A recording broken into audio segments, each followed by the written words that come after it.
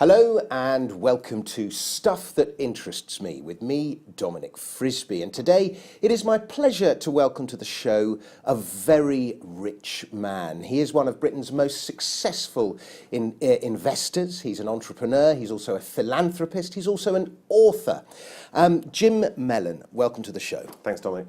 Now, Jim, one of the secrets of your success, I think it's fair to say, is that you find investment trends, investment themes early, and then you ride them. Is that this kind of secret, or one of your secrets of your success? Well, I've found some investment trends that have gone the wrong way, I can tell you that. But generally speaking, what I'm looking for is something relatively simple.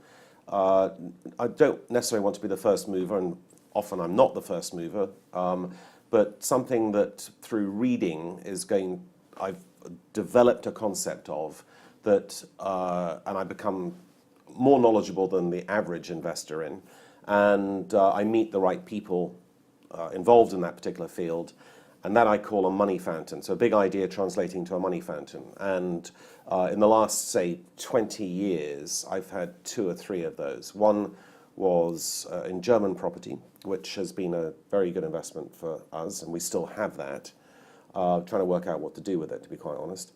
And secondly, in mining, where my partner and I, Stephen Detells, rode the uranium boom in the early 2000s, or mid-2000s, to be quite honest.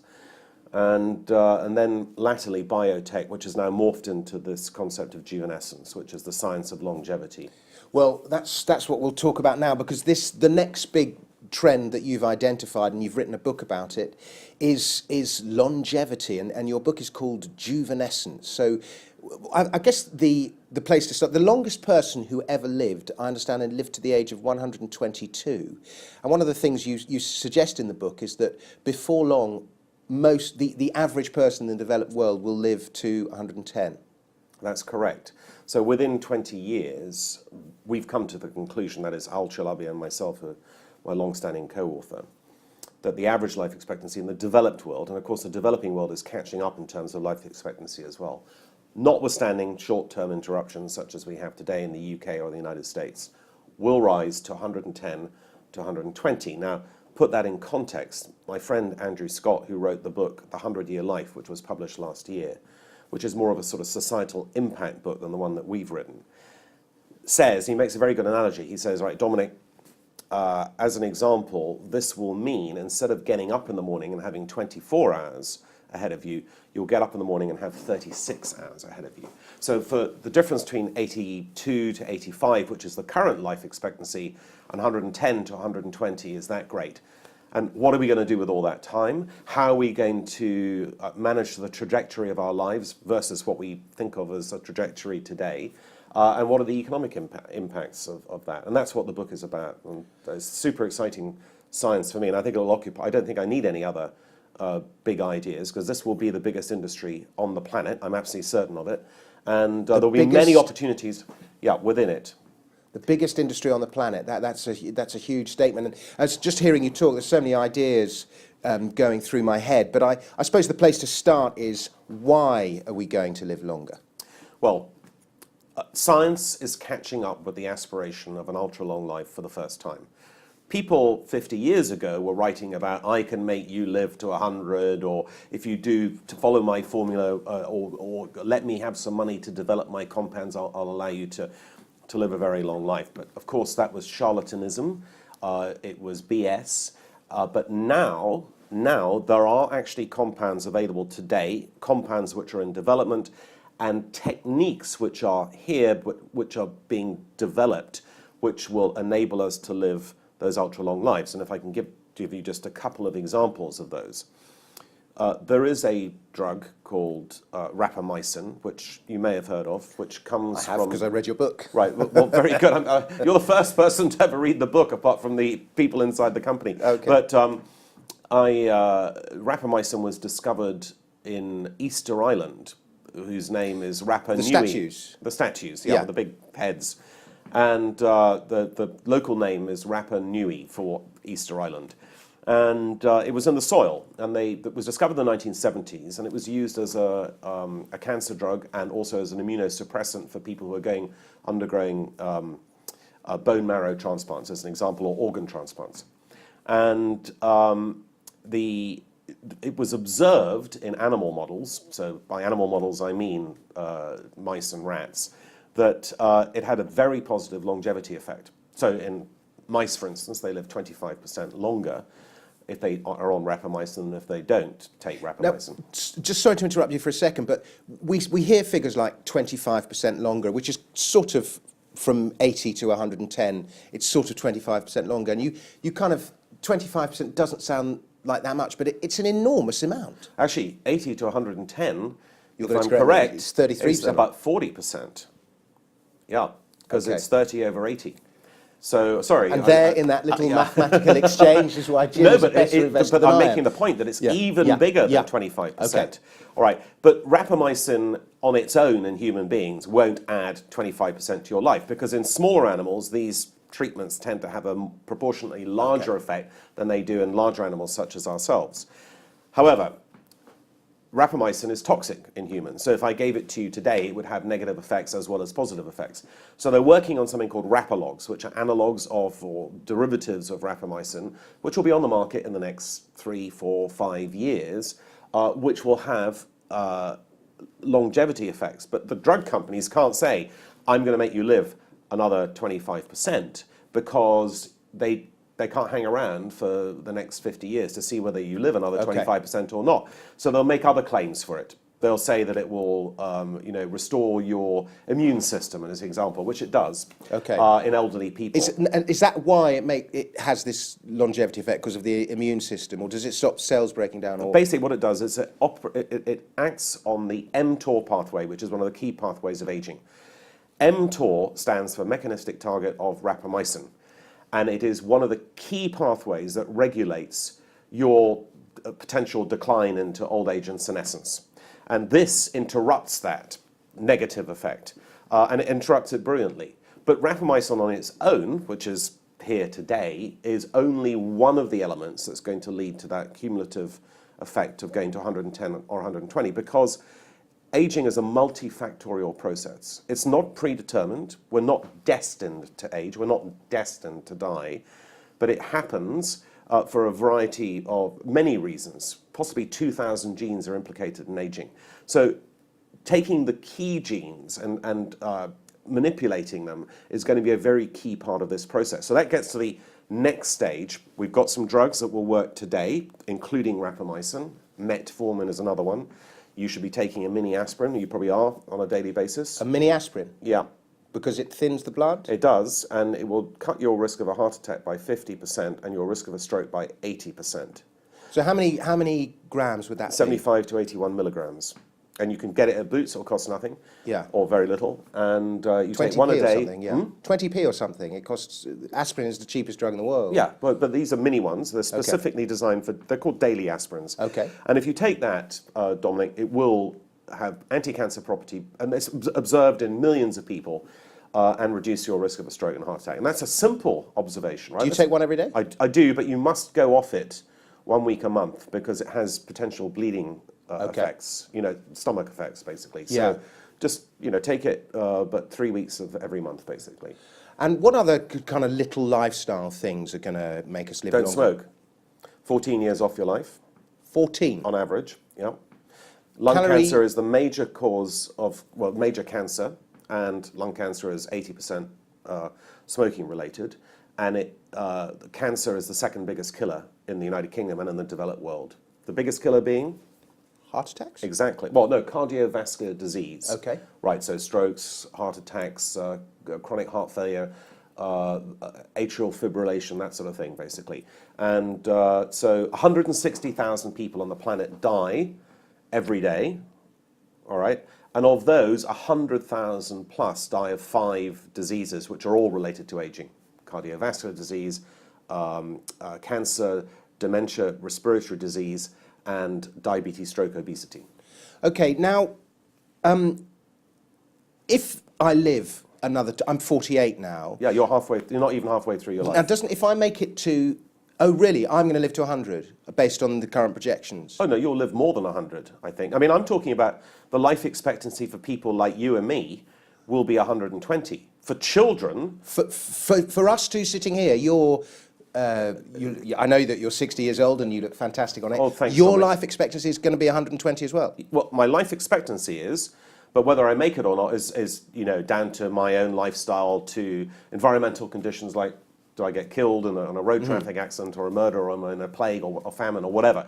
But And your life expectancy goes up if you make it past 55 or something, doesn't it it? does, because your risk of a heart attack goes down. Okay. So the stress factors, it's particularly in males, that cause us to have heart attacks and strokes, diminish as we get, supposedly, although I feel quite stressed with this book coming out. I might have a heart attack here. But your life expectancy goes up until about your 75, and then it kind of goes off a cliff. But that is changing. That is about to change. But if I live this longer life, how well is my brain going to be functioning? How well is my body going to be functioning? I mean, am I going to be like this, or am I going to be a happy, healthy, sprightly 95? Well, I think the latter, because what science is trying to aim for is what they call a health span, which is basically lives lived in a healthy condition. Now, at the moment, people of 65 years old, so I've only got 5 years to go, normally have at least one of the 5 diseases that I mentioned. And it's a bit like whack-a-mole. If you cure one of them, you'll get another one. Okay. And so if I cure you of cancer, you may well get dementia, all right? And then you just get progressively worse. And that's our image of old age. We think of people in their 80s sitting in a sort of plastic chair in a nursing home, dribbling away, being medicated, and just waiting to die. That image is going to go, and people will live a welderly, i.e. old age with good health life, rather than an elderly life. And I can go through multiple technologies that are going to enable that. But just getting back very briefly, the two things that will take us, you and me, to 110, 120, but will take children who are born today to potentially 150 or 200 or whatever, are genetic 150? engineering. Oh, easily. Genetic engineering and stem cell therapies, or regenerative medicine, basically. And genetic engineering is already here. You've read about CRISPR. You know what CRISPR is. CRISPR is a new gene editing technique that only came out or was discovered in 2012, subject to lots of patent disputes, of course, because there's lots of money at stake. But CRISPR is already being used to edit out in embryos monogenetic defects, which might lead to something like cystic fibrosis or sickle cell anemia or Duchenne muscular dystrophy, one of the orphan diseases that causes so much misery in the world.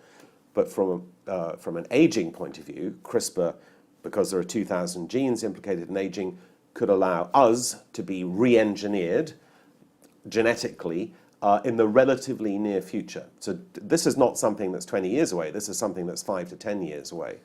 And then stem cells, which have been around obviously for a very long time in terms of potential therapeutic use, are now being used in many heart attack victims with full restoration of the heart post the injection of stem cells. And they're going to be used widely, very widely in the next 10 years. And both of those factors, coupled with pharmacological intervention, coupled with lifestyle intervention, i.e. eating the right food, which more and more people are doing, not smoking, will add cumulatively to that 110, 120. Meantime, the diseases of aging, cancer and heart attacks in particular, are going down in incidence very rapidly in the Western and developed world, basically. Heart attacks, cardiovascular diseases declining by 2 to 4% per year in the developed world. And cancer, as you probably know, the new immunotherapies are having biblical effects in terms of remission and survival rates among cancer patients, basically. The dramatic improvements since the 1970s. So I see this is an aggregation of many things. It is, but longer term, and as you saw in the book, it is thought by some people, who are thought still to be wacky, that we will go in for a kind of annual or biannual restoration into a hospital environment or into a clinical environment where our whole tissues will be re-engineered. We will be infused with factors that come from youthful blood, which people are using already, which have a very positive effect on older people, which is why in California you're getting some younger people basically selling their blood to effectively older Silicon Valley types, and they're being hooked up, I bet Donald Trump's, has regular injections of youthful blood. Looking at his wife, I wouldn't be surprised. Yeah, right. But I mean, it gets back to what I said. Science is catching up with aspiration for the first time ever. And the first anti-aging trial of significance is just about to get underway. Do you know what that is? No. Right, so there's a man called Nir Barzilai, very famous, very eminent, amazing scientist who's based at the Albert Einstein University in New York, which is a very leading longevity research institute. And he's got the funding together to do a trial of metformin. Now, metformin is a diabetic drug which came out in the early 1950s and has been used by hundreds of millions of people. So if you are unfortunate enough to get diabetes, the first thing they'll give you is metformin. It's a generic drug. It's not toxic. It's an amazing compound. And basically what it is, it's a glucophage. It goes around your body and takes sugar out. All right?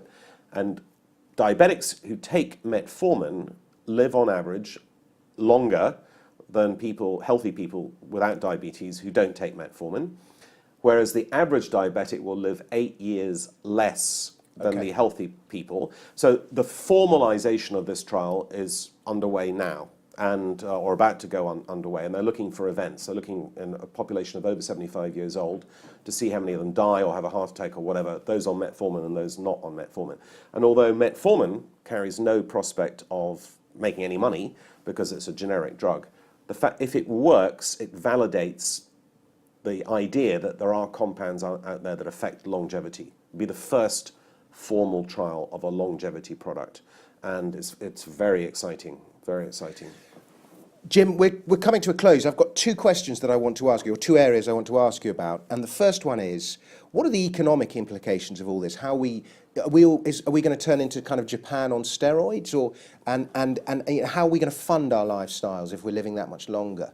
Well, it's a really important question. Now, we are at the same time as we're the first cohort about to live ultra-long lives. And by the way, I just want to point out that in 1900, the average life expectancy in this country was 41 years. Today, it's in the early 80s. That's incredible. So it's not such a leap to imagine that we could live to 120. So in just over 100 years, we've doubled life expectancy. So why wouldn't we be able to, given modern technology and the unveiling of the human genome and the discovery of DNA and so forth, why wouldn't we be able to live to 120? It's not such a great leap. So in terms of the economic impact, well, at the moment, we are born, we learn, we earn, we burn out, we retire, and we expire. That's what everyone thinks that their life is destined to be. That's a cycle. That life will be changed. Learning will be a continuum all the way through because of technological advancement. You and I, this camera setup will be completely different in 10 years. It'll be something else. And it's a much faster rate of technological turnover than ever was before. And so we'll have multiple jobs. We'll have to retrain continuously. And we won't be able to retire at 65 or 68, which is the retirement age for people like you and me in the future, given the government projections. It'll be 85 or 90. Furthermore, fertility is being addressed. So why is it that women get the menopause at 50 and can't reproduce post 50? It's amazing the evolution, given that women now live to, in many cases, over 100. Why do they live so long when their reproductive years are curtailed at the age of 50 or even before? And that's going to change. So women will have the choice of having children much later in life. And that trajectory, which I mentioned earlier, which we regard as established, the conventional wisdom, is going to be a completely different one. We live in a world of potential consumer abundance with automation. What are we going to do? We're going to have hobbies. We're going to go traveling a lot more, which is why I think things like Carnival Cruise Lines is probably a very good investment, or Saga, anything that caters to people who are older. Because people live in good health, the burden of healthcare, which is huge, 85% of healthcare in the United States is spent on the last 2 years of life, all right? So because people won't be, dying in an agonized hospital bed scenes, they'll just sort of drop dead of exhaustion at the age of 110 or 120. with possibly no prior warning, but certainly won't be disease-ridden, the burden of healthcare will go down, the burden of social care will go up, and social care will become a much more valued profession. People at the moment in social care are not highly valued, they're the lowest paid in society, but they will become the true professionals of the future, whereas the lawyers, the accountants, the doctors even, will be automated. And they will be the less valued professions, basically, the ones who are being automated out of existence. So human-on-human interaction is going to be much more important in the future. And children should be guided towards that sort of job or career rather than the traditional jobs of, mummy and daddy's era, basically. Very interesting. Jim Mellon, I mean, how interesting has it been listening to you talk? If you want to find out about the investment implications of all of this, where to invest your money, how to make a fortune from us all living longer, then you will have to read Jim and Al's book, which is called Juvenescence. Jim, why don't you give me a quick plug for the book? Well, thank you, Dominic. The proceeds go to charity, to longevity charities as it happens, many of which are starved of cash, but all of which are very important to the crusade of us living longer, basically. And the book is out next week, so the 25th of September. It's on Amazon, it's on the Juvenescence website, it's at Harriman House, and we're super excited about it. It is 440 pages. Please read it, because the first part is science heavy, but it's important that everyone knows why they're going to live so much longer. The second is the investment implications, and the third is the factors that are going to keep you alive for the next 10 or 20 years so you can take advantage of this of this new technology. There are also environmental implications, aren't there, as well? The depletion of the world's resources and so on, is with more and more people being in the world. Well, I think actually juvenescence is going to lead to a stalling in the growth of the world's population, because at the moment, as you know, fertility rates in the developed world are below replacement. Yeah, in most countries. Here in the UK, we're below replacement, 1.8 children per woman, and it needs 2.2 children per woman to replace the population. So the only area where the population is growing rapidly is in Africa. In Asia, it's stalled as well. And I think in Africa, with prosperity, you'll see a decline. You already are in some countries in fertility rates. So I'm not worried about too many people, but those people will be living much, much longer. And so those consumers in later life will be consuming very different things to Facebook and Snapchat and that sort of stuff. And so the new industries are the industries that cater to the older, perhaps more, what's the right way of putting it? Wiser, yeah, or tempered people. And that's why I think so many industries will be upended. The life insurance industry is finished as it currently stands, all right? The medical industry is going to change dramatically. When you go to your doctor now, it's almost primitive. They're still tapping your knees. Oh, yeah. They're still looking in your ear and all that sort of stuff, which they did in Victorian times. Every time you go to a doctor in 10 years' time, your genome will be sequenced as a matter of course, and the machine will discover what's wrong with you, not the doctor. The doctor will be like a front-of-house receptionist. So many things are changing in this world, but I'm an optimist. I mean, I think if you can accept change, this is a brilliant period to be alive. Jim Mellon, I want to talk for hours, but we haven't got time. Jim Mellon, thank you very much. And thank you very much for watching and for listening. And we'll be back with more stuff that interests me next week.